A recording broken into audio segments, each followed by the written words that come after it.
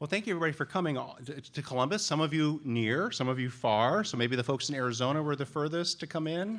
So there we go. Many coming in the last night. So thank you for making the trip. I personally am excited. I was actually sharing with Dr. Levartu that this is an event I've been looking forward to, maybe the event I'm most interested in this upcoming year, and I'll share some of the reasons why in just a moment. So I'm just delighted to have all of us here this morning and then this afternoon, people who are passionate about bringing the good, the true, and the beautiful to Ohio K through 12 education. And we've got folks from Ohio, we have folks from around the country, thought leaders from around the country here today. My name is Lee Strang, and I'm the director of the Salmon P. Chase Center for Civics, Culture, and Society here at OSU, the co-host, along with our wonderful partner, Charter School Specialists, of this, the first of hopefully many gatherings of Ohio's schools of classical education. There's 22 schools represented here today. That's not all of them, so if there are other schools that you know that aren't here, we worked really hard to try and find all the schools. If there's others that you don't know who aren't here, please give us the name and contact or reach out to those friends and encourage them to connect with us. I'm going to say a few words to introduce the Chase Center in today's conference. And I'm actually going to start off by doing something which I never do because I'm from Iowa, which people don't talk about themselves. I'm going to say a few words about why we're here today, and it does relate a little bit biographically. So my wife, Elizabeth, who's right over there, and I have 8 kids, ages 4 to 24, and we're passionate about classical education for all Ohioans, both in K through 12 and college. And one of the ways that passion manifested itself was over 10 years ago now, I think maybe actually 12, I don't know the exact year, I was trying to think this morning. Around our dinner table, a little bit over 10 years ago, there were a group of families, some folks in private education, some folks from the homeschooling background, some people who had their children in public school, all of whom were unhappy about the educational opportunities they had in Northwest Ohio. And they came from all these different backgrounds, and they were searching for something that they knew was better, but they hadn't been able to find it in the existing landscape of curriculum. And through lots of conversations, we ended up partnering with Hillsdale. I know Dr. O'Toole, where are you at in the room? We ended up partnering with the Barney Charter School Initiative to start the first classical charter school in Northwest Ohio, Northwest Ohio Classical Academy, sponsored by CSS, Dave Cash and CSS, about 7 years ago. And I have to say, that experience of starting, and I'm still on the board of trustees for Northwest Ohio Classical Academy, was the most enriching, honestly the most challenging professional opportunity I've had in my life. And for the same reasons, right? The things that made it enriching were also many of the things that made it challenging. And the thing that people talk about outcomes, right? And outcomes and measurable outcomes are important. But the outcome that mattered most to me about the thousands of hours of time I put in to helping start and continuing to govern Northwest Ohio Classical Academy was our first graduating class 2 years ago. And the promise that we had made to parents 4 years prior was that if your children come and partner with us at Northwest Ohio Classical Academy, they'll learn the true and the good and the beautiful, and they'll be catalyzed to live out their potential as great American citizens in whatever path God calls for them. And so when looking at our graduating class, it was the ceremony, right? There were 2 things that caught my eye. One was that our young people were going to university. They were going to local universities, religious universities, public universities, elite universities, non-elite universities. Our folks were going into the workforce to learn a remunerative trade to support their families. Our students were going to the military, so they're doing all the things that you would want great young American citizens doing. So that I thought, okay, all those hours were worth it. But then second, watching the parents' face, right? So we had partnered with the parents 4 years prior, and we had made a promise to them, and we promised them that if you partner with us, your children are going to walk across that stage in 4 years and go off and do the things that God's calling them to do. And watching the parents, many of whom, of course, were tearing up, it was just such a powerful event. It's not captured by data, right? It wasn't captured by the test scores, but it was captured by the profound pride that the parents had in the accomplishments of their sons and daughters. So how does the Chase Center fit into this, and how does today's conference fit into this? The Chase Center, in my view, among other aspects, is the university-level complement to K through 12 classical education. I'll say some more later this afternoon when I'm on a panel about the Chase Center and the partnerships that it wants to do with the K through 12 space. The Chase Center is one of 5 centers of civic thought that was established by Ohio in 2023. Peter Korotansky is from Cleveland State, and Peter's back there. So we have one in Cleveland State, we have one at the University of Toledo, Miami University, and Wright State University.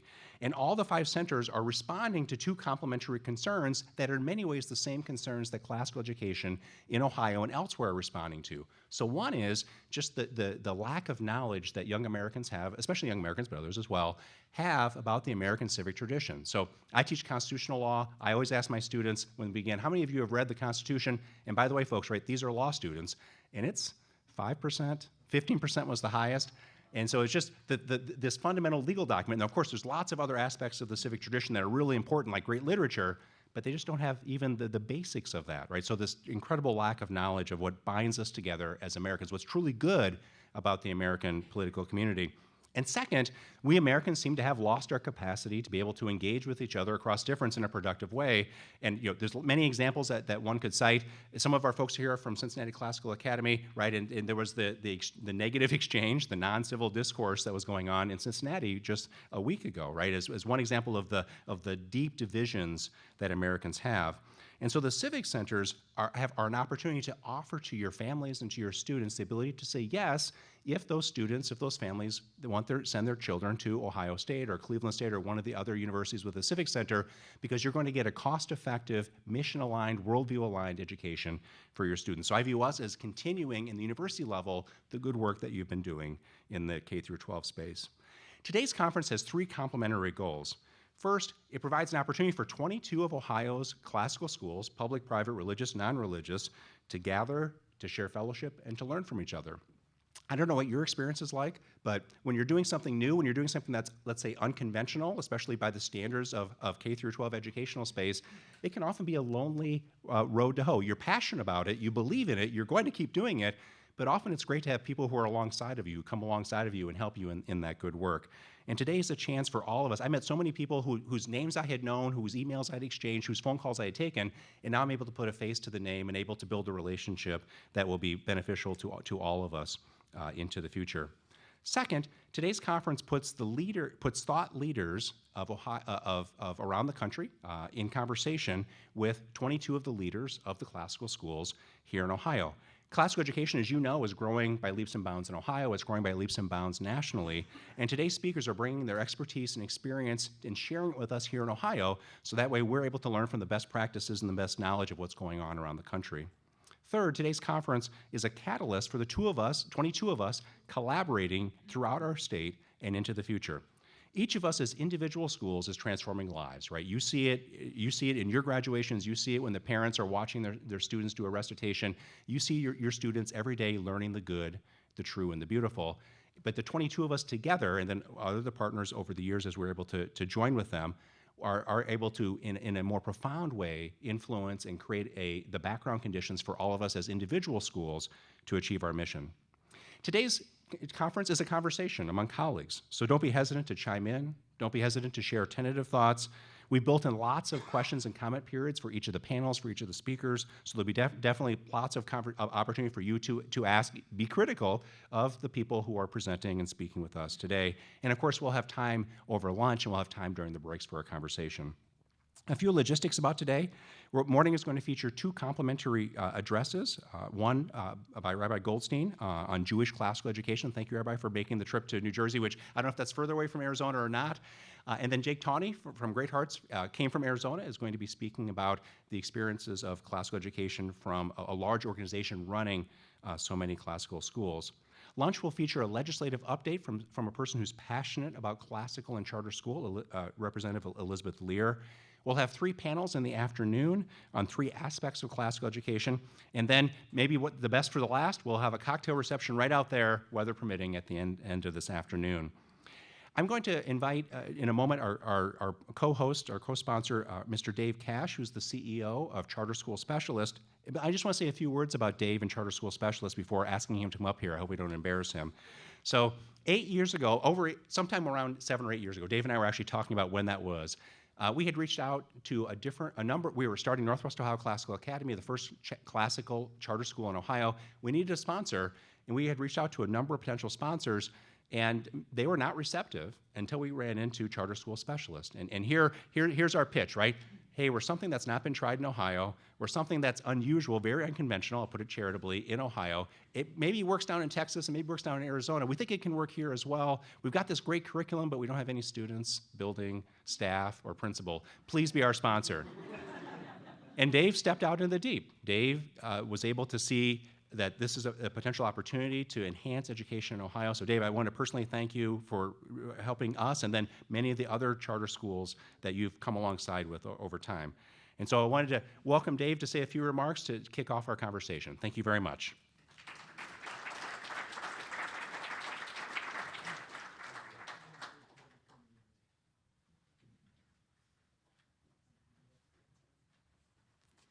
Now I'm really doubting the wisdom of going after Lee. I really think maybe that was a mistake. I should have gone before, maybe tomorrow. Not sure. Thank you, Lee.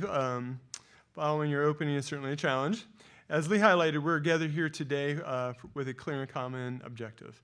Charter School Specialist takes great pride in supporting the ongoing development of classical academies in Ohio, and are thrilled to contribute to this second statewide conference, and hopefully we'll be able to contribute to the ones here going into the future as well. Charter School Specialists collaborates with St. Aloysius to facilitate charter school authorizing throughout Ohio. It's important to note that the majority of the schools, especially those functioning as public community schools in Ohio, are authorized by St. Aloysius, and it's certainly an honor for us to be able to do that. Why are we engaged in this initiative? The answer can be traced back to the roots of the charter school movement. In 1998, there was a growing frustration with the traditional public school system, particularly in inner city areas. Despite increasing financial investments, substantial improvements remained out of reach. Many policymakers, including the influential leaders similar to State Rep. Beth Lear, who will be with us a little bit later on today, and she definitely is a champion for all of us, and she can talk more about that when she's here, recognized that families warranted better educational options. They advocated for a framework that empowered parents with genuine choices regarding their child's education. Additionally, they aimed to foster healthy competition, especially in communities where families lacked access to private alternatives. This focus on reform led to the emergence of the community school movement here in Ohio. As you're aware, this model established the role of sponsor or authorizer. I know the term sponsor almost makes it sound like we're buying the baseball uniforms for the kids. You know, it sounds like we're just handing out money as a sponsor, but authorizer might be a better term. This role is designed to promote the development of effective educational options for families. This role includes acting as a gatekeeper for new schools, monitoring the performance of existing schools, and providing essential technical assistance. In essence, our mission at Charter School Specialists is to ensure that academic, financial, and organizational performance standards are met, while thoroughly vetting applicants who wish to initiate new schools. Our goal is to confirm that these applicants present a meaningful and effective educational model that addresses the academic needs of students in Ohio. Furthermore, we actively seek out organizations that demonstrate a commitment to excellence and possess the capacity to serve families with integrity and high quality. This leads us to the present moment and to you. In a time when certain traditional educational institutions may presume to dictate what children ought to learn, often blurring the lines between education and indoctrination, if you will, classical schools emerge as a refreshing alternative. Firmly anchored in the foundational principles of education history, these institutions focus on equipping students with the critical thinking skills necessary for discernment rather than simply instructing them on what to think. By engaging with timeless texts and principles and emphasizing truth, virtue, and beauty, they prepare students not only for higher education and careers, but also for fulfilling life. Charter School Specialists is honored to support and collaborate with the classical education movement here in Ohio. Together, we are providing families with an education grounded in truth, dedicated to excellence, and informed by a clear purpose. We sincerely appreciate the opportunity to be a part of this mission and this significant endeavor. I do think it's worth noting, as I mentioned, State Rep. Lear will be here later on today at lunchtime, I believe, is when she's speaking. And I know she's filling in for Senator Andy Brenner. And I think it's probably, it's great that she is. We've had some, Charter School Specialists does a number of things to advocate for the charter schools that we work with and advocate for charter schools around the state of Ohio. And we were spending a lot of time advocating for the classical academies here in Ohio. We had a number of different legislative provisions that were in the biennium budget this last time. Those provisions all started off in the House of Representatives here in Ohio. State Representative Beth Lear really spearheaded a lot of those things, and one of the items that we did just recently get approved was to allow your schools to do paper and pencil state test if you desire to do so. So that gives you the option that you didn't have prior to that. So it's very important to support our champions, and State Rep Lear, you can tell I talked about her when she comes, to recognize the champion that she has been for all of us. If I could have a couple more minutes, as Lee mentioned, we've got some staff here.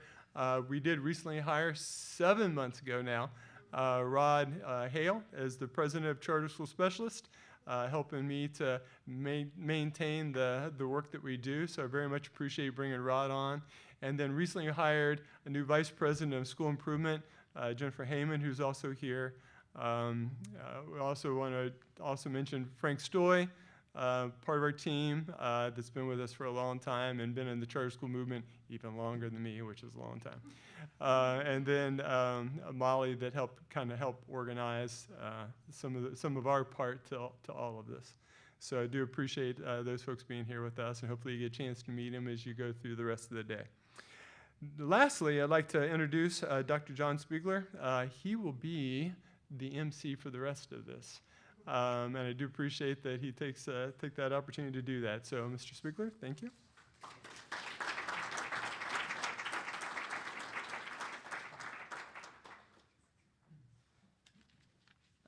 Good morning, everyone.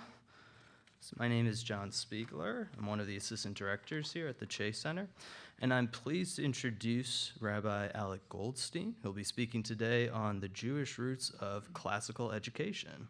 So Rabbi Goldstein is the managing director of the Lobel Center for Jewish Classical Education, part of the Tikva Fund in New York City. He received his BA in French language and literature from Yeshiva University and has earned his rabbinic ordination from Rabbi Isaac Elkanan Theological Seminary. For the past 2 years, Rabbi Goldstein has taught 10th grade classical education in New Jersey. He's the author of A Theology of Holiness, Maimonides on the Book of Exodus, which seems like something I should now read because it sounds fascinating to me. And he's also the co-editor of Strauss, Spinoza, and Sinai, Orthodox Judaism, and Modern Questions of Faith. Also something to put on your reading list, I think. So please join me in welcoming Rabbi Goldstein.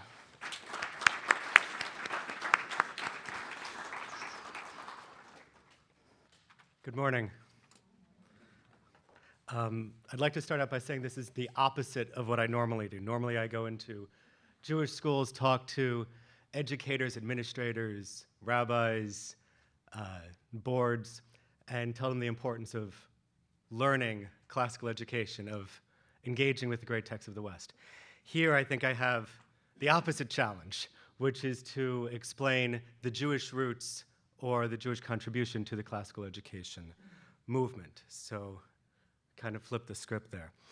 I want to start out by saying that there's a long history of Jewish commentaries and Jewish sources seeing the value of classical education. In the 12th century, perhaps the greatest Jewish philosopher of the Middle Ages, Moses Maimonides, says, quote, "He who wishes to attain to human perfection must therefore first study logic, next the various branches of mathematics." So Dr. Tawney, we were talking his book on mathematics. If you want to be a great metaphysician, you have to know mathematics. So if you want to be a great metaphysician, first you must study logic, mathematics, and then physics, and then metaphysics. In other words, there's a specific order to study.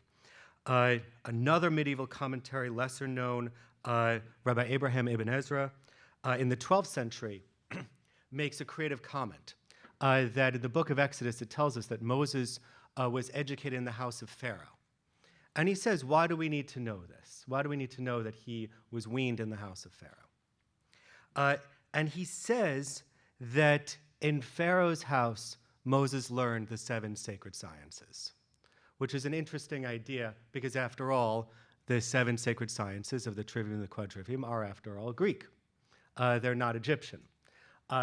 So I take Ibn Ezra's comment to mean that these 7 sacred disciplines are universal, that they apply to everybody. It's universal human knowledge, and it's knowledge that benefits everybody. There's also some evidence that Ibn Ezra was responsible for bringing mathematics from the Muslim world to Christian Europe, which I find interesting.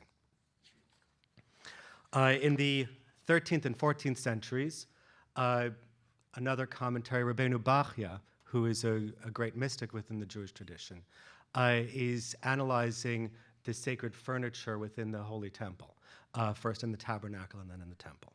And he discusses the candelabrum, the menorah in the temple, and he says, what does this symbolize? And he says, well, there's 7 branches of this candelabrum, and you see where I'm going with this. He says that those 7 branches of the menorah, of the candelabrum, symbolize the 7 sacred sciences, because both bring enlightenment, both give light to the world. In the 18th century, Rabbi Elijah of Vilna, of Vilnius in Lithuania, known in the Jewish tradition as the Vilna Gaon, the genius of Vilna, saw the value of secular education. And he says, and it's not just secular education, he actually quotes again the 7 sacred disciplines. And he says that if someone is deficient in their secular knowledge, that they are 100 times deficient in their religious knowledge. More recently, in the early 20th century, Rabbi Abraham Isaac Cohen Cook, who's posthumously known as the first chief rabbi, the first Ashkenazi chief rabbi of the land of Israel, wanted to start a classical school in Israel called Merkaz Harav, the center of the rabbi. And he actually did start a classical school for a few years in the beginning of the 20th century. Unfortunately, the outbreak of World War I meant that that school had to be discontinued. But there was this idea of an actual implementation of starting a Jewish classical school in the land of Israel. In the middle of the 20th century, after the Holocaust, Rabbi Joseph B. Soloveitchik started the Maimonides School in Boston, and he initially wanted that school to be a classical school. Now, unfortunately, that didn't happen. The Maimonides School was founded, and it still exists to this day. I work with some of their teachers, but the parent body at the time said, it's after the unspeakable devastation of the Holocaust, and we need to make sure that our people can flourish financially, and we can't prioritize the classical movement right at that point, which is somewhat understandable. They needed to focus on financial survival.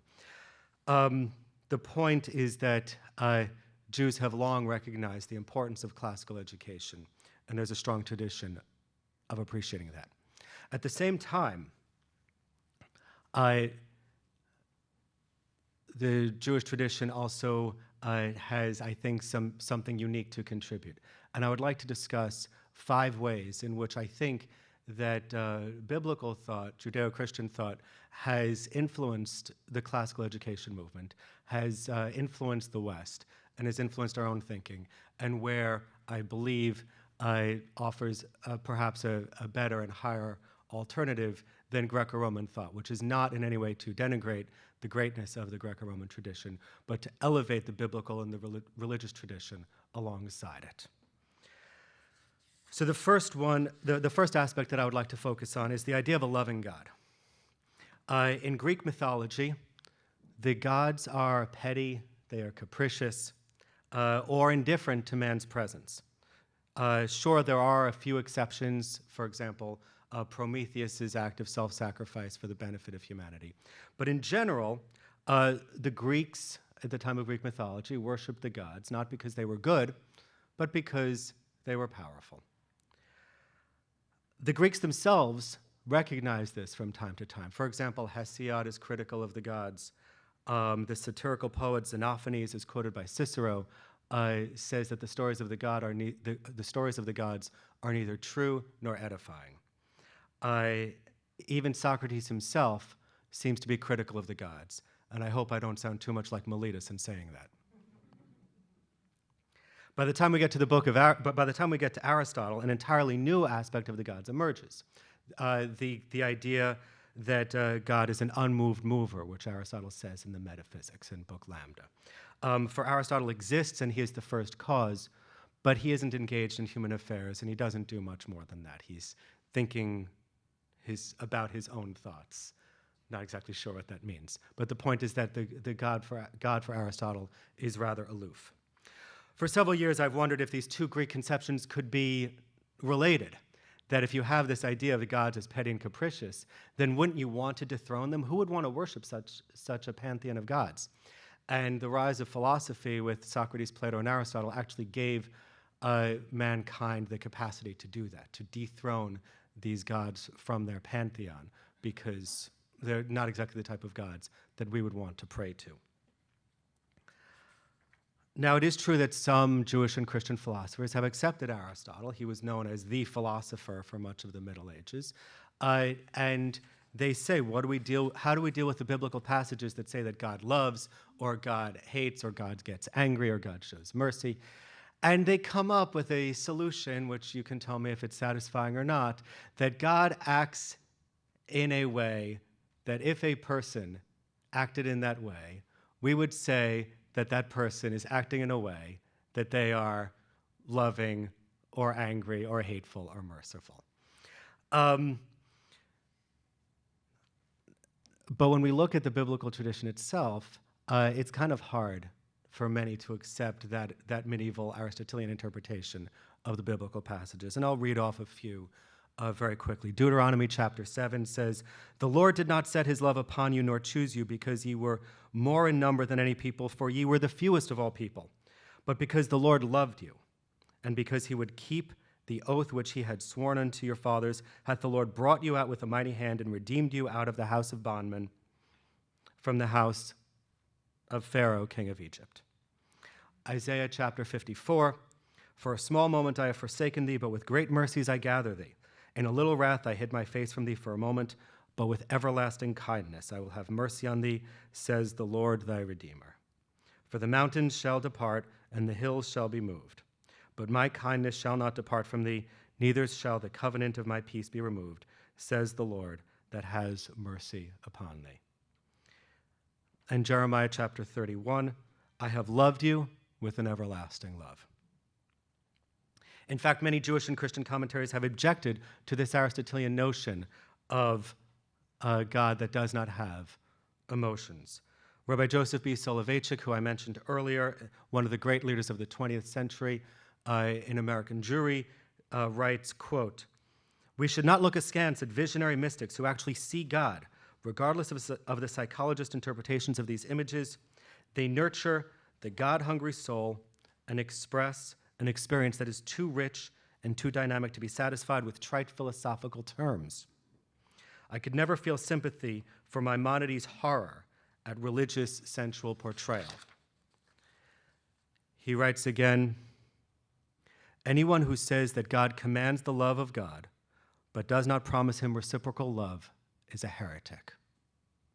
We can discuss how seriously we want to use that term, but it certainly is harsh language. "The books of the Torah and the prophets are replete with descriptions of God's love for Israel." Another 20th century commentator and author, Dr. Eliezer Berkovitz, writes, quote, "What Maimonides denies God, namely affection and tenderness, are the very essence of the encounter. God does not act as if he were merciful, gracious, long-suffering, abundant in goodness. God is, as he is here proclaimed, he is a caring God." So now when we speak of the notion of God in the West, which tradition are we following? Are we following the Greek mythological tradition of gods that are petty, capricious, and impulsive? Are we following the Aristotelian tradition of God as an unmoved mover, not engaged in human affairs? Or are we speaking about a God who is a loving, caring God, who occasionally might also be angry, calling us to task when we do wrong? But the idea of a loving and caring God is, I believe, has dominated in the West. So that's the first aspect where I think that the biblical tradition has something to contribute to the Greco-Roman tradition. The second idea is the notion of ethical monotheism, which now when I hear this term, I get a little bit squeamish. It makes me a little bit uncomfortable. I feel like sometimes ethical monotheism is like, it's okay to believe in God, but like, don't be a zealot. It's okay to believe, but don't believe too strongly. Don't go against what everybody else believes. But when we dig down, we see that there's a lot of wisdom in this term. The Greek gods, as we said, were often petty and quick-tempered. They were worshipped not because they were good, but because they were powerful.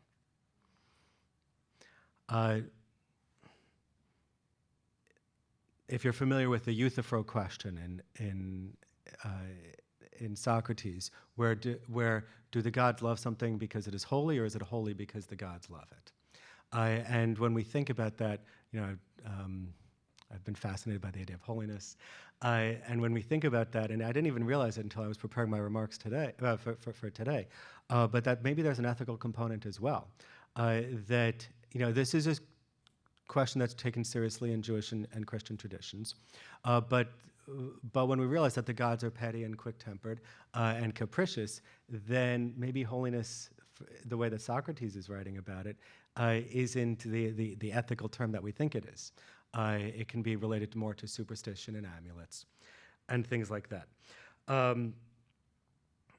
And so the question is, should we regard something as holy even though maybe they're not, maybe they don't have the best judgment about what holiness truly is? It's kind of like saying, should we listen to Creon's decree because he is powerful, or defy his decree because Creon is wrong to prohibit the burial of Polynices? If we translate that into Socratic terms, should we regard something as holy because the gods say it's holy, or should we defy the gods because holiness is applied in an unethical way? So the idea of the goodness of God stands in stark contrast to that. And again, I quote Psalm 34, verse 8, "O taste and see that the Lord is good. Blessed is the man that trusteth in him." And again, Psalm 100, verse 5, "For the Lord is good, his mercy is everlasting, and his truth endureth for all generations." One verse that's always resonated with me is Isaiah chapter 5, verse 16, But the Lord of hosts shall be exalted in judgment, and God that is holy shall be sanctified. Anybody know the end of this verse? Shall be sanctified in righteousness. The idea of holiness and righteousness being closely and inextricably linked is a contribution of biblical thought to the Western tradition. And it stands in stark contrast to the idea that the Greek gods are fundamentally amoral. I do want to add a little bit of a footnote here, which is that at the end of the Enlightenment, Immanuel Kant wanted to reduce holiness to justice. And I think that too was a grave error. If anybody wants to come to Congregation Rinat Yisrael at Teaneck, New Jersey, 5 p.m. tomorrow, I'll be speaking about that. So I don't want to make that equation too strongly. But the idea that God's good, that the holy God is also a good God and a just God is another contribution of biblical thought to the Western tradition. A third idea is the notion of the notion of covenant. Let's ask the idea a little bit differently. Why was man created? Why were people created? And what is our purpose once we're here? Now, I know I've been quoting Greek myths, but I'd like to shift to an ancient Near Eastern myth for a second, if that's okay. There's an ancient Near Eastern myth called Atrahasis, where the highest god, Enlil or Elul, depending on which Akkadian tablet you're looking at, has overworked the junior godlings for 40 years, to the point where the junior godlings are on the verge of rebellion. And Enki, the god of water and knowledge, convinces Enlil not to destroy the lower godlings, but to do something else. And that is to create mankind, to create people. And so Enlil is convinced to create people to do the work of the gods. And in this myth called Atrahasis, that is why people were created. That's why we're here. We're here because the junior godlings rebelled. And Enlil wanted to put down the rebellion, so he created drudges, serfs, lowlifes to do the work, so that way the godlings could return to their activities of leisure. Stephanie Dalley, in her book that she edited, Myths from Mesopotamia, says, the purpose of man's creation is to toil on the gods' behalf. Now, we do have the idea in Greece moving towards the idea of covenant, but we're not quite there. But we don't quite get there yet. And three passages that come to mind is Prometheus, who I mentioned earlier, who steals fire for the benefit of man. And there, but it's not operating within covenant, right? Prometheus cares about the gods, maybe he even loves them. Sorry, Prometheus cares about man, maybe he even loves us, loves mankind, but we don't have the idea of covenant yet. And that story stands out, as higher, as fundamentally different than many of the other Greek myths. We also have Dionysus, which is the opposite, since Dionysus is part god, so the gods love him because even though he's part man. So you have but again, we don't have the idea of covenant yet. And in Socrates, and I want to spend a few minutes at the end to discuss the guides that you have before you, where Socrates says that no harm can befall a good man. Why should Socrates be so confident of this? Because Socrates is moving towards the idea of a just God. Obviously, Socrates is at the end of the mythological tradition, the beginning of the philosophical tradition. So he's moving towards some notion of justice, but he's still, right, and that's why he's so confident that nothing bad can befall him, because he himself is a good man. But he still hasn't moved, he still hasn't quite gotten to the idea of covenant. So what then is a covenant? Now, the Hebrew term for covenant is brit, and the etymology of the term is actually quite fascinating. The scholar Mitchell First says that the word originally means a clasp, a fetter, a ring, or a loop.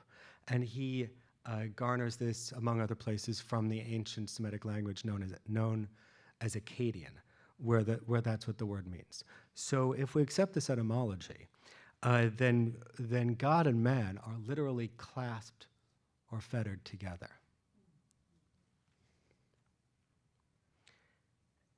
In medieval religious philosophy, there was a debate about whether or not the universe was eternal or created, right? The idea of creation ex nihilo. And this debate raged in the Middle Ages for a long time. Thank God we've moved past that with the Big Bang Theory, where now we're just arguing how old the universe is. Everybody agrees now that the universe was created.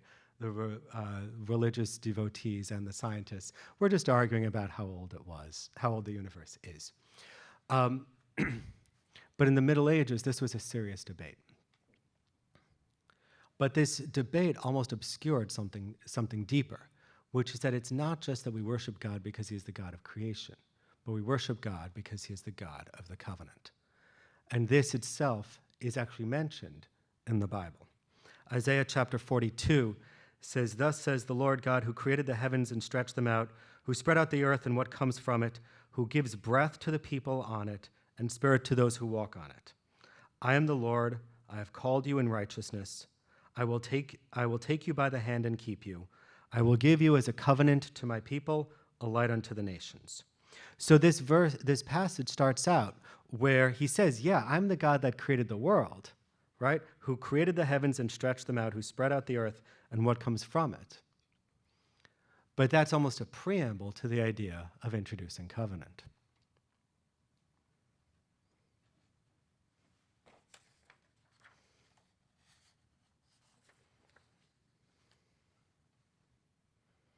What is the first question in the Bible? What is the first time where God asks humanity anything?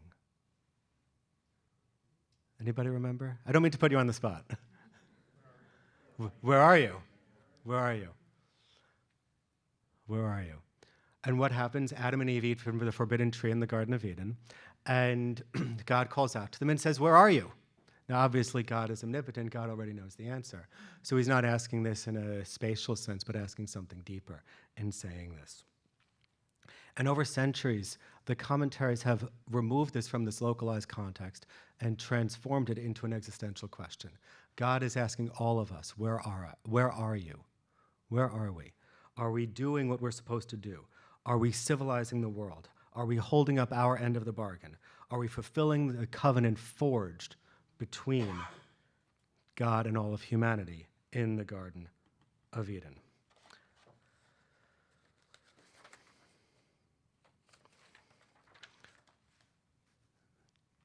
The first mention of covenant is actually with Noah a little bit later, where Noah, God says that I will establish my covenant with you. Now, the simple idea there might be that God is going to establish his covenant with Noah so that he survives the flood, he and his family, to the exclusion of everybody else. But the terms of the covenant there are not given, they're not explained. And in fact, it could be read as if it's a reference to a pre-existing covenant. In other words, a covenant with Adam, a covenant with Adam and Eve, with all of humanity. And this means that we are in Hebrew all b'nai Brit. We are all children of the covenant. So my responsibility is not just to God, but to everybody, because we are all members of that covenant. This is why the morals of the marketplace cannot prevail. Now, I worked in corporate America for 7 years. Actually, I worked in the building where the shooting was earlier this week. I worked there for 3 years. And it was a very good experience, and I'm extremely pro-capitalist, and we need that. I believe that capitalism is a force for good.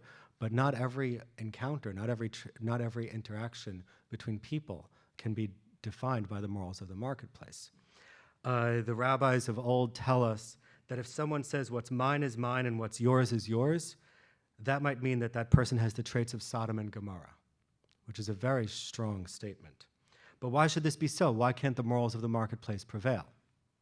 Why can't we deal with everybody at an arm's length transaction? And the answer is precisely because we're no longer operating on an arm's length basis. We're no longer free agents. We are all, like it or not, now members of the covenant. We are all members of some sort of extended relationship. This is why God gives us a very difficult commandment to help our enemies. And I want to be clear, I don't think this refers to mortal enemies here. If somebody is, coming up to destroy you, I don't think that's what it means here. But I think that's somebody that maybe you've had a serious disagreement with, or a spat, a long-standing, Romeo and Juliet type of feud.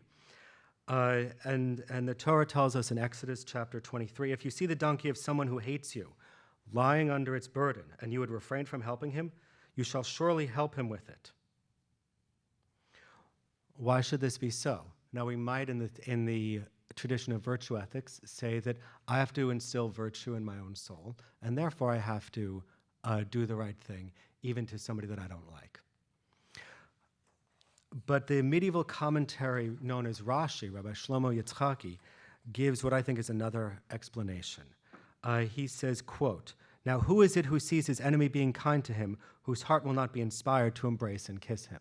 In other words, when somebody helps you, somebody that you've had a long-standing feud with, comes and helps you, you're going to be inspired, you're going to be moved, you're going to want to reconcile with that person. It's a very covenantal understanding of the commandment. So it's not just about virtue ethics. In fact, that's one of the limitations of virtue ethics, is that sometimes you can nurture your own soul to the exclusion of everybody around you. I think I heard one yes. But the idea isn't just to nurture our own soul, but to nurture the souls of the members of the covenant as well. This idea should be familiar to Christians as well, with the notion of covenant of works that God forged with Adam. And that's what calls upon I know that there's some debate within the Christian world. It's not my area of expertise, but the covenant of works teaches a similar idea that man is supposed to exhibit perfect obedience to God's commandments. But what then is the first commandment in the Bible? This one you should know. Be fruitful and multiply. Right, be fruitful and multiply, but why? If we read the full verse, be fruitful, and God blessed them and said unto them, be fruitful and multiply and fill the earth, and subdue it, have dominion over the fish of the sea, and over the fowl of the air, and over every living thing that moveth upon the earth. So God calls upon us to have children to fill the earth. We are supposed to subdue the forces of nature to the best of our ability and rule over the animals. Man is created in the image of God, but what does that mean? There are many answers to this question, but I would like to quote one from a 10th century rabbi in Iraq known as Rabbi Saadia Gaon. And he says that man is supposed to be a shalit. A shalit is related to the Arabic word sultan, a ruler. God is calling upon us, calling upon man to rule over the world, in other words, to civilize it, to create progress, to create culture and civilization. For the Greeks, progress was at best something to be hoped for. Time was a circle, the circle of life. But in biblical thought, time is not a circle but a helix, where we're ever rising higher and higher. The idea of the covenant and progress are at the core of the West and at the core of America. It's interesting to note that the word for America in Hebrew is Artsot Habrit, the lands of the covenant. Now, the technical reason is quite simple, is a little more pedestrian, that the states enter into an agreement with each other called federalism, which I'll let the law professors here speak to at a later time. But I still find it very inspiring that America is the land of the covenant. So that's the third way that I think that biblical and religious thought can contribute to classical education, teaching the notion of covenant, teaching the notion that we are all called upon to act and to fulfill God's commandments. The fourth idea I would like to discuss is the idea of sacrifice. Perhaps the most famous notion of Greek sacrifice is Agamemnon's sacrifice of his daughter Iphigenia. Putting aside the notion of human sacrifice, I want to ask a question that's perhaps even more fundamental than that. In this story, Agamemnon sacrifices Iphigenia to make sure that the Greek fleet would sail successfully to Troy. In other words, the sacrifice is functional and utilitarian, perhaps even superstitious. Pagan sacrifices are amoral. They are bribes, appeasements, or transactions. But the biblical idea of sacrifice is fundamentally different. I have a long passage here that, for the sake of time, I'm going to skip, but the idea is that we are called up, that it is a giving of ourselves, that the sacrifice is the giving of ourselves. Rabbi Samson Raphael Hirsch in the 19th century points to the story of Cain and Abel. And what happens in the story of Cain and Abel? One of the sacrifices is what? One is good and one is not. Why should one be rejected? Why should God reject a sacrifice? Okay, it wasn't the best, and because there's a strong moral component as well. Sacrifice has a fundamentally moral component. It's not a bribe, a gift, or a transaction. It's not an appeasement. God is calling us. I was just looking at this morning, that if you look at the commentaries on Leviticus chapter 1, that it says that that when a person gives from you, and the commentaries say, it's Leviticus chapter 1, verse 2, I think, whatever, the first chapter, that from you, and the commentaries say, what does it mean from you? You should give of yourselves. It's not just that you're giving the animal, that you're giving of yourselves. The animal then becomes a stand-in for for the individual, for the human being. Because we are giving of ourselves to God. We are called upon to live a sacrificial life. We are called upon to live, to engage in self-sacrifice, not necessarily in the way of going to our death, but living a life of sacrifice in life, to be, I believe it was Paul who said, to be a living sacrifice. So sacrifice is not, in the biblical tradition, is not a get-out-of-jail-free card. It is, must be consistent with moral behavior. Rabbi Soloveitchik, who I quoted earlier, said, "The blood sprinkled on the altar, the fat and the limbs consumed by fire, these represent the blood and fat of the owner of the sacrifice. The inner act of sacrifice is the binding of oneself on the altar."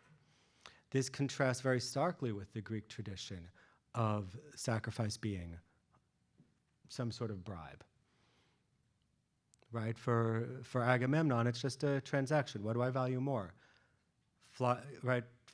Sailing to Troy or having my daughter? Neither one is necessarily good or bad, it's just a choice. But in the biblical tradition, sacrifice is not a choice. It's something that we're called upon to do. Sacrifice is the surrender of something of one's own, and specifically something of value, and he dedicates it to the use in the domain of another. The donor incurs significant financial loss, which is why I'm always torn when it's like, okay, yeah, we teach our children to give a penny or a nickel or a dime to charity. Like on the one hand, that's great, virtue ethics, we inculcate good behavior, and that's important. But on the other hand, the Bob Dylan song, "Through the Bums a Dime in Your Prime," are you really teaching them to sacrifice by putting a penny in the jar? No, it needs to be something of value that we're giving.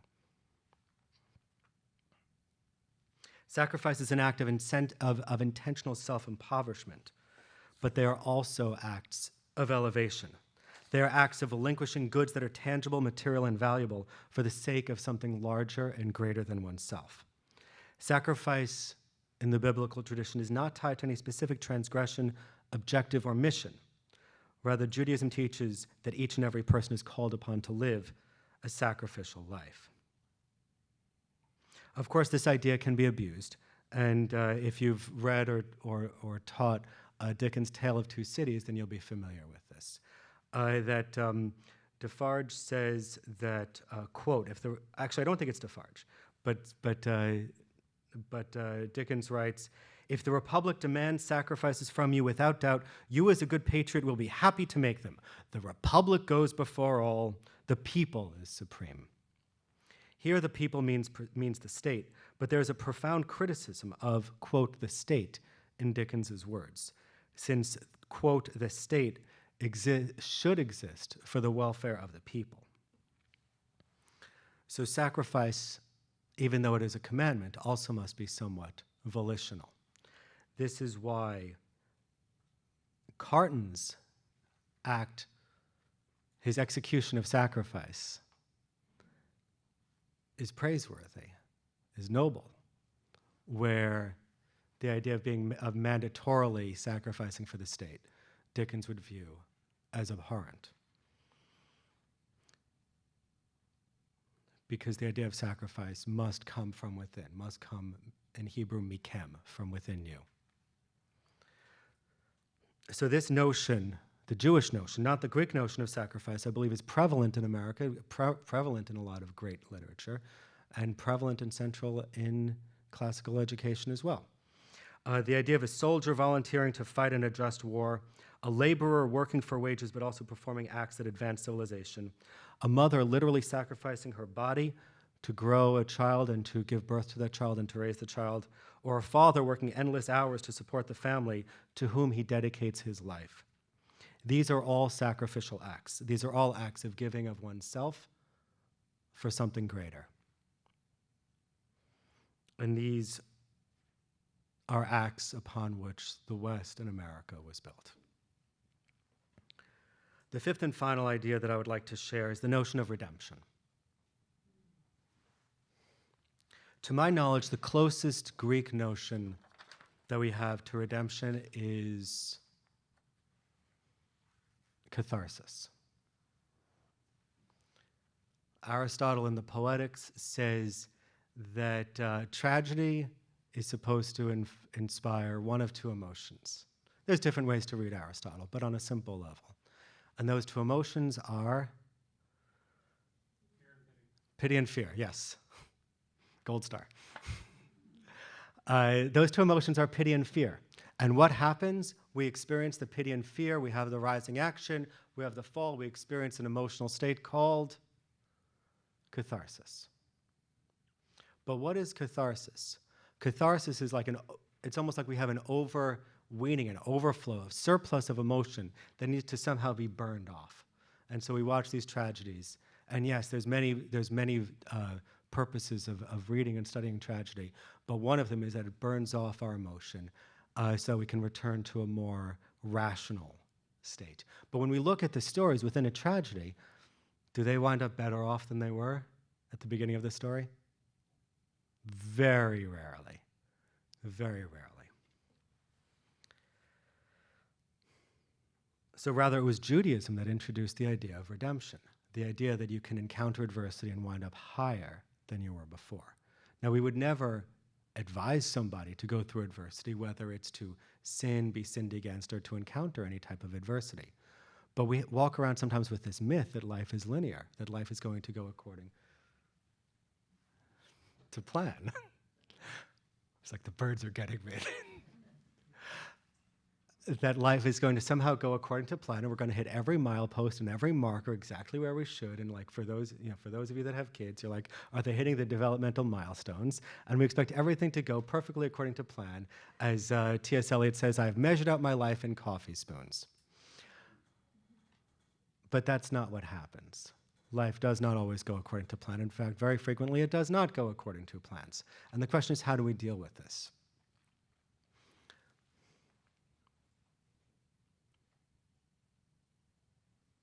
If we look at the story of the Jews' bondage in Egypt, it doesn't end with a genocide. If this was a Greek tragedy, it probably would.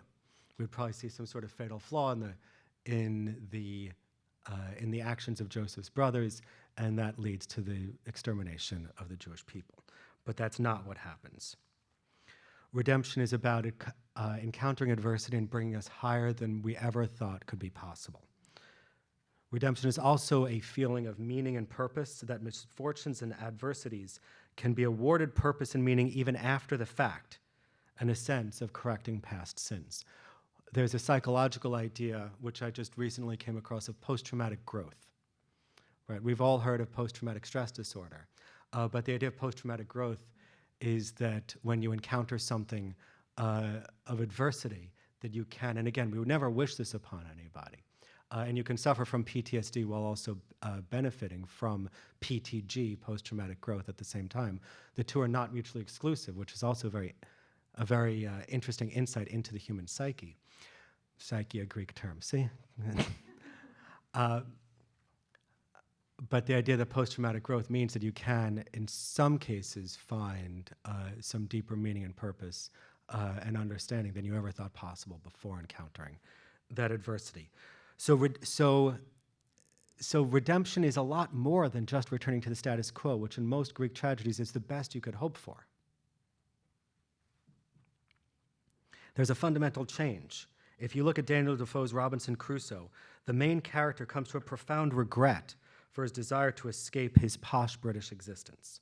There's a classic progression there, a very religious progression there, of transgression, retribution, repentance, and redemption.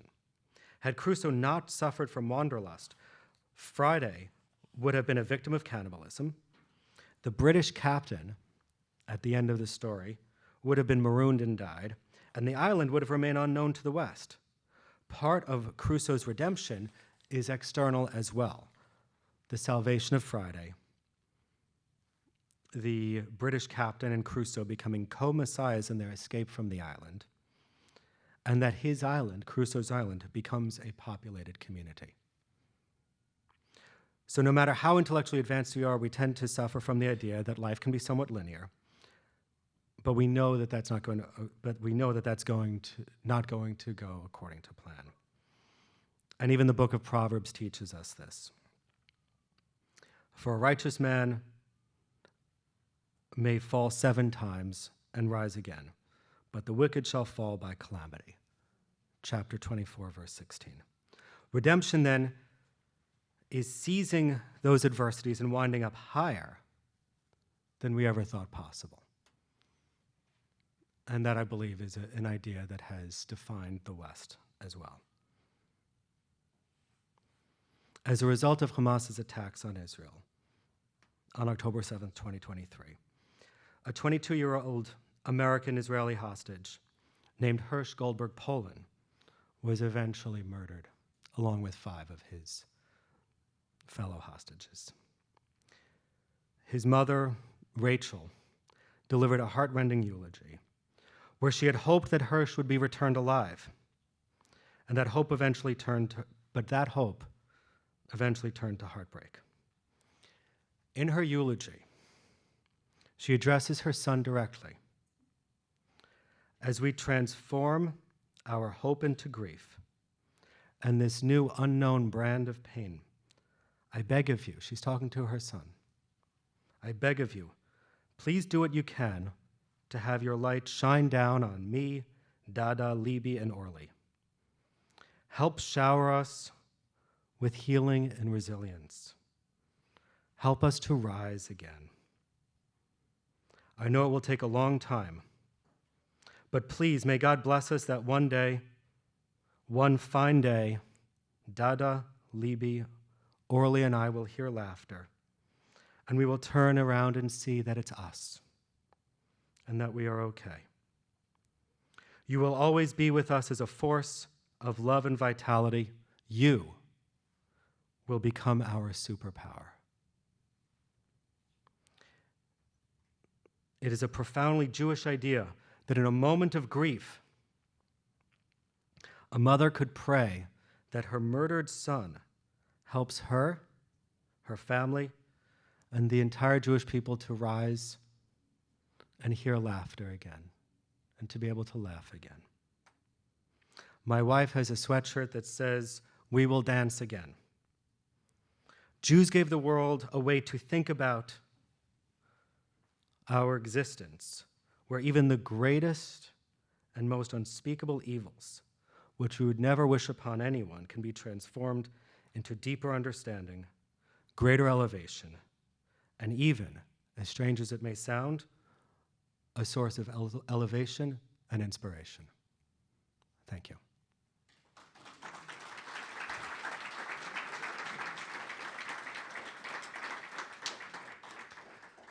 If I may, before we open it up to questions, I just want to mention one other thing, which is that, so I work for the Lobel Center for Jewish Classical Education in Midtown Manhattan. And I'm privileged to share with you these books that we have. Unfortunately, since it was last minute, we don't have enough to go around, but if you email me, I'm happy to send you copies of this. And what we've done, and I truly apologize for that. I was at a conference earlier this week in Princeton, and we just didn't have time. But what we're trying to do is teach the great texts of the West through a Jewish lens, as I hope I've perhaps a little bit segmented here today. And what we've done is we took the Benjamin Jowett translation of the Apology. We typeset, which is public domain. We've typeset it in our own layout, and then we've added teacher commentary. Now, I'm assuming that everybody either has the Apology, knows Benjamin. You don't need me to give you Jowett's translation of that. If you need it, it's available online for free. But what is interesting about this guide is that the students are going to have this inside part here, and then we have teacher notes around it. And it's highlighted about what we recommend the teacher say, what the teacher read, or have the students read aloud, along with our commentary written mostly by my colleague and good friend, Rabbi Dr. Mitchell Rockland, who some of you may know. He was at the Great Hearts Conference last year. He spoke actually at the conference last year.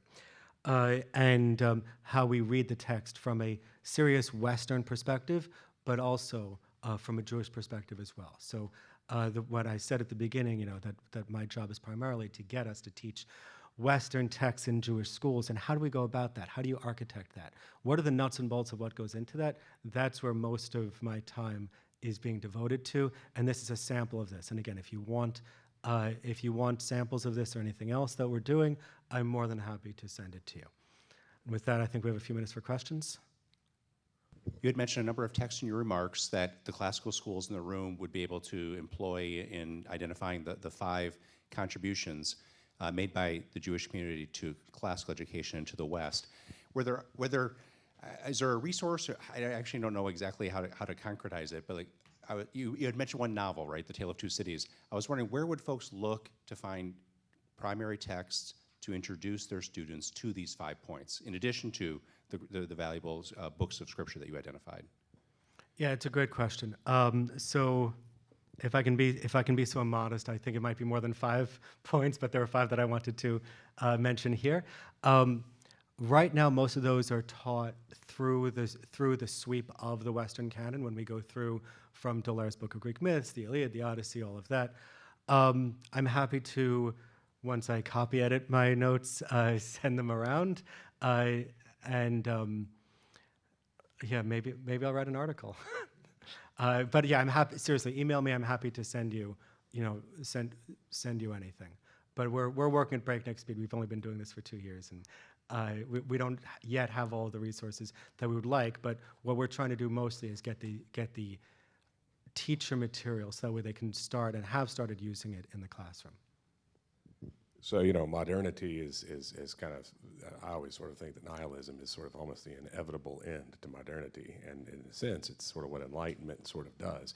It's funny because Greek Socrates is the unexamined life is not worth living. But the funny thing is we use examination and rationalization to try to bring so much enlightenment that we've actually sort of undermined our own stability, in a sense. I mean, I think that's what Nietzsche meant when he talked about God being dead. So the question, I guess, is how are you seeing these kids in these schools? Are you seeing them really able to wrestle with this and pull back and appreciate within the context of, and I think it's really very powerful, the Judeo-Christian tradition and how it works? Are you seeing sort of the light bulbs going off where they can sort of synthesize those? Because that's really what the West is the proper balance between that. And I think modernity has gotten a little bit unbalanced. How powerful is this for these kids? How are you watching it kind of in their eyes sort of light up? I'm just kind of curious because, that's obviously what I think, at least as a board member of a school, we certainly want to see. But are you seeing this, and then are they able to go out and sort of build this out to all the other students? Yeah, it's a great question. The answer is it depends. But I'll tell you what it depends on. It's like I told my 10th graders for the past New Year, never write in a conclusion that it's nuanced. I will take off points. Explain the nuance or shut up. I also tell them that if you follow through on this, then you'll be able to outthink most of the adults that you encounter.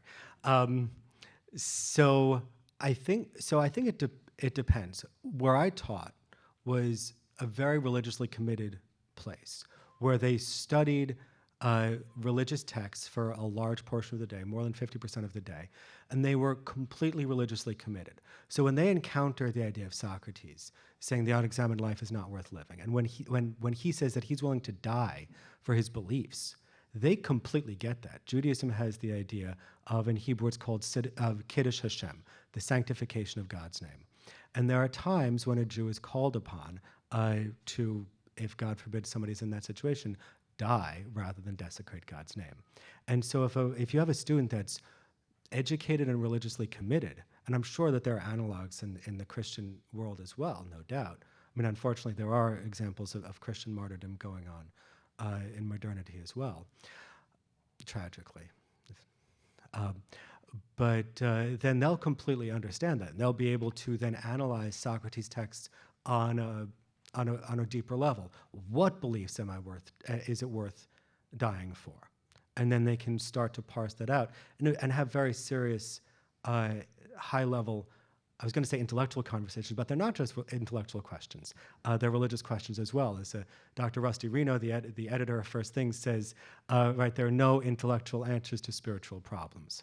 And I think that what happens with the more secular students, and I encountered this, where I was teaching the apology in almost like a crash course to 9th graders, and it was a Jewish school, but it was a more secular, a mixed bag in terms of the student body. And I'm not criticizing anybody. Everybody's on a path, and we're all at different places on that path. God forbid to cast aspersions on anybody. But he just could not understand that I had one student that he could not understand that it's worth dying for anything. And it's kind of an irony because we have such incredible material comforts, which are good. Material comforts are good, but such incredible material comforts, and we're so entrenched in the idea of, just being happy and just enjoying life, which are good things, but that they don't see anything higher to that, and so they're like, well, why should I die for anything? And honestly, I took the bait. As an educator in the classroom, I should have just made my point and move on, let the chips fall there where they may, and hopefully that my point would impact. And unfortunately, there's no shortage of stories of Jewish martyrdom as well, which they could have related to, and let the chips fall there where they may for other students, even if I couldn't persuade this one student in the moment. But he struggled with this quite mightily. So I think it really depends. One thing which, probably about 15 years ago, somebody said, like, I don't think it's worth ever going to war. And I just said, okay, so you would let Hitler run rampant through all of Europe, and that shut her up. But yeah, I think that's and I'm not saying that everybody that's secular or atheist doesn't have a hierarchy of values, some of which they'd be willing to die for. But I do think that it becomes more of a challenge as you move away from the idea of those core religious beliefs that define us. And once we lose that sense of definition, who we are becomes such a core identity that I couldn't imagine doing anything else. I couldn't imagine violating my core principles. Look, everybody falls short of the mark. We all, what I think that Catholics distinguish between, carnal sins and mortal and venial sins, thank you. So, we all, I'm not saying that any of us is perfect. I'm certainly not. But the idea that I could be forced to violate something coercively would be such an affront to my identity that of course, I would be willing to go to extremes to preserve it. But we have to inculcate that. So my sense is that the religious schools, I think, tend to be more committed to that idea, and the less religious schools might be more inclined to struggle with that idea. Yeah. Our teachers have a difficult time speaking to the subject of beauty, and we need to do a better job of it. I can send you notes on that. I'm serious. I'm Good. serious. And so it seems to me, and I think of Dostoevsky's comment in The Idiot, that beauty will save the world, and what was he referring to? And he was referring to a particular religious act that I think is summarized by sacrifice.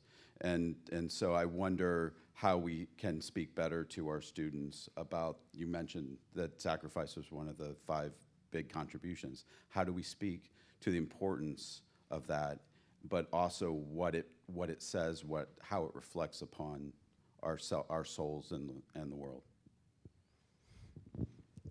I've literally spoken on this a couple of times. What I've done, and I know that we're basically at time, so I'll try to. Can I have 2 minutes? 2 minutes. Okay. I've spoken that there's 5 fallacies of beauty.